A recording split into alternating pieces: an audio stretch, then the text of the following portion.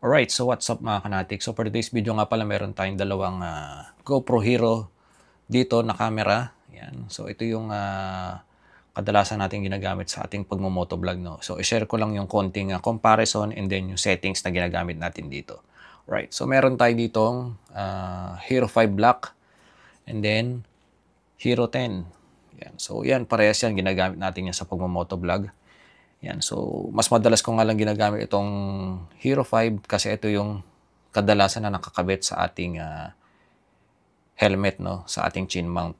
And then ito naman, kadalasan yan pagka yung mga handheld na ano lang ba, na videos, yung short videos like that, or yung katulad na ganitong ginagawa natin. Yan, so parehas yan, nakaulan si case. So kung kailangan ko lang ng mag-record ng sounds gamit itong ating Hero 5. So, hugutin ko lang tong mic adapter natin para isalpak dito sa kabilang Ulanzi case natin. Yan. So, tanggalin natin siya parehas sa lagayan para makita natin.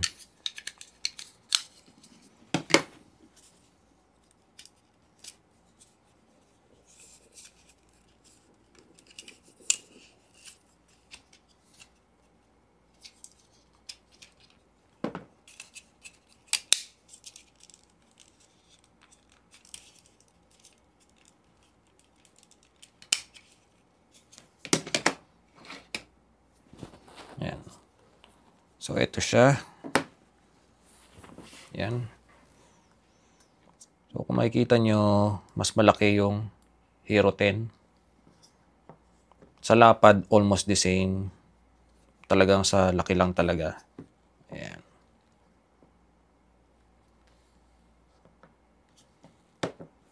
So, ito, tinanggal ko na kasi ito. Kumbaga, ito na yung pinaka-ano niya eh. Yung pinaka naging ano niya dito, yung pinaka pintuan niya dito o yung side door niya kung tawagin. Alright, so paano ba natin siya sisimulan? So ito, konting explanation lang. So ito kasi si Hero 5, pangbalagbaga na talaga to eh. Ito na talaga yung kumbaga ano ko eh, rain or shine, ito na yung talaga nakakabit sa helmet ko. Ayan. Na pinangre-record ko sa pagmo-motovlog natin. No? So makikita nyo naman yan sa mga videos natin. Yung kung bakit ito yung napili natin. No? Yan. So turn on muna natin parehas. Yan. So makikita nyo naman yung comparison nila. LCD. Mas malaki. And then mas ano yun. Kumbaga mas parang ano yung ano niya screen. Mas sensitive si Hero 10 compare kay Hero 5. Right. So unahin na natin yung settings na ginagamit natin dito kay Hero 5 natin. Right. So dito mabilis lang naman yung ano natin dito. Resolution natin is 1080, 1080p. Then yung FPS natin is 60. Right? And then yung ating field of view or yung camera view natin is naka-super view lahat talaga ako dyan lagi. Tapos video stabilization naka-on. So yun lang naman yung pinaka-ano ko dyan, talagang tinitignan ko dyan, no? Na kailangan ko. Yan. So kaya 1080 lang ang gamit ko dito. Kasi maliit lang yung memory card na nakasalpak sa akin dito. Which is dalawa naman yung gamit kong, or dalawa naman yung 64 gigabyte ko na memory card. So, just in case mapuno ito, so meron pa akong isang backup na isa. Ayan. So, 64 lang siya.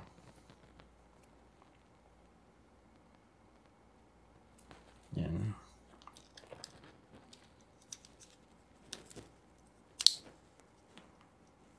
So, sa 64 gigabyte na gamit natin is 1080p, kaya na natin mag-record ng up to 4 hours. Yan. Not unlike sa, kung tataasan ko yung resolution ko dito, mababawasan ako ng 2 oras. So, sayang din, no? Especially pagka long ride yung gagawin natin. So, 2.7K or 4K resolution, mababawasan tayo ng 2 hours. So, isa yun sa tinitignan ko. Kaya, mas okay na ako sa 1080 na 60 FPS is kaya natin mag-record ng up to 4 hours. So, yun lang naman yung isang tinitignan ko dito. Kaya, so sulit talaga ako dito na sa Hero 5. Siguro, okay na rin yung Hero 5, 6, 7, 8. Yan. Sulit yan. Pangbalagbaga na talaga yan. Not unlike dito kay 9, 10, 11, 12, 13. Parang hindi talaga siyang pangmatagalang magagamit na pangbabaran. Kasi ito si Hero 5, kahit madrain ko yung battery nito until 1%, magre-record at magre-record yan. Pero syempre, at the same time, meron tayong reserbang battery, no? Dalawa. Then at the same time, meron tayong charger. Yan. Kasi dito kay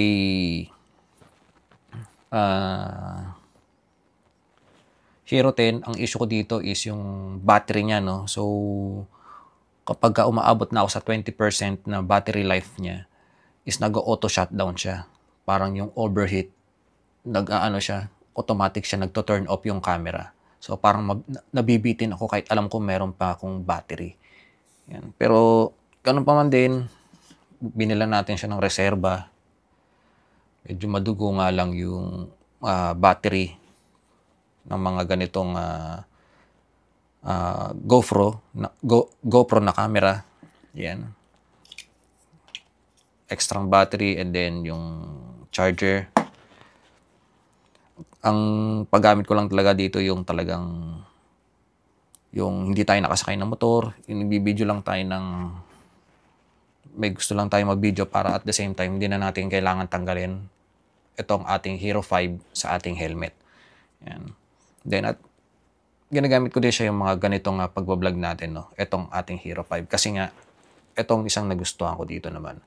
Yung itong front screen niya, nakikita mo yung sarili mo sa lente. Yan. Nakikita mo yung sarili mo sa lente. Kumbaga, makikita mo dito kung malayo ka na ba sa camera or nasa gitna ka pa ba, ano nang itsura mo sa camera. Yan. So, ito yung isang nagandahan ako dito sa Hero 10. Kaya, kahit pa paano is meron tayo nito. Yan. So, yun lang naman yung mga ilang, meron pa pala tayo. Yung gamit ko na, dito, na settings. So, nakadepende naman yan sa inyo. Usually, syempre, bihira naman natin siyang magamit. Ang ko dito is yung 4K resolution, no? Na super view ang gamit ko pa rin. Yan. So, 4K resolution yung gamit ko dito. Pero ang nakalagay ko naman dito memory card is 256 na pwede ako mag-record ng up to 7 hours. Yan. So, try natin pagka 5K. 7 hours din. Try natin pag 1080. 9 hours. So, almost cut na naman ng 2 hours. So, kaya, pagka ito ginagamit ko lang, pang 4K, pag yung mga tutukan na video lang, tulad na itong video natin, pwede ko siyang gamitin sa ganito na na pagbablog, pang daily. Yan. So, yun lang naman yung konting comparison natin. And then, konting share ng settings na ginagamit ko sa ating pagmamotovlog, daily vlog, etc. Right?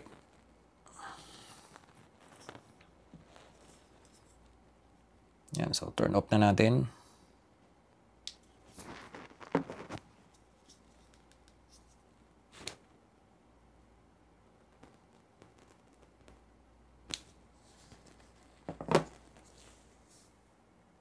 Siguro sa susunod na pagbablog natin, meron lang ako i-share dito sa Hero 10. Ayan. Na kung pwede ba natin gamitin yung ito kasi yung ginagamit kong mic eh.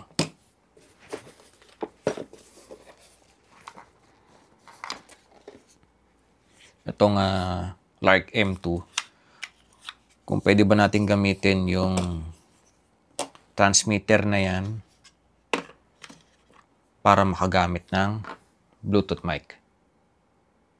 So, abangan nyo yung next vlog natin.